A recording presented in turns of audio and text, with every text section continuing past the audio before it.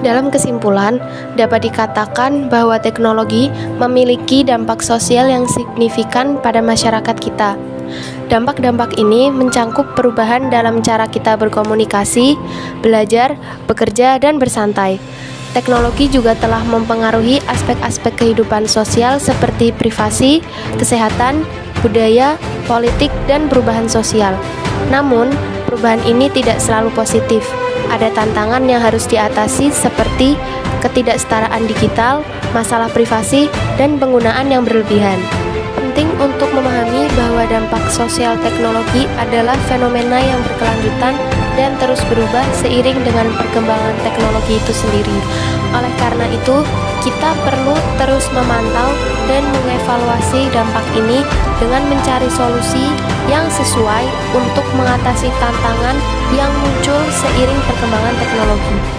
Selain itu, peran pemerintah, regulasi, dan literasi digital juga sangat penting dalam mengelola dampak sosial teknologi untuk memastikan bahwa teknologi digunakan secara bertanggung jawab dan memberikan manfaat yang maksimal bagi masyarakat.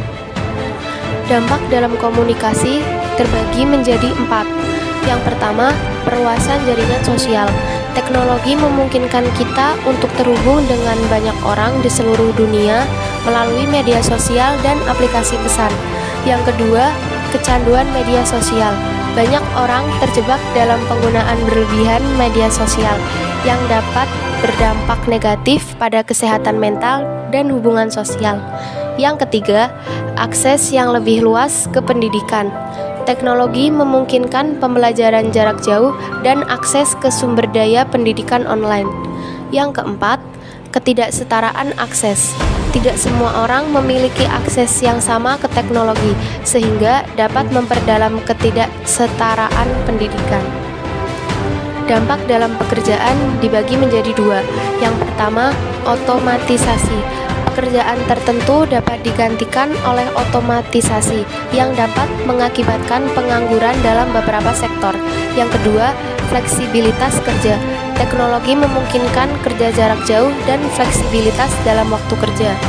Dampak dalam privasi dan keamanan dibagi menjadi 2. Yang pertama, penyalahgunaan data.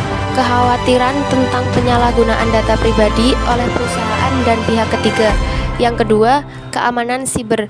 Ancaman keamanan siber dan serangan siber yang dapat mengancam keamanan data pribadi dan institusi. Dampak dalam kesehatan dibagi menjadi 2. Yang pertama, pemantauan kesehatan.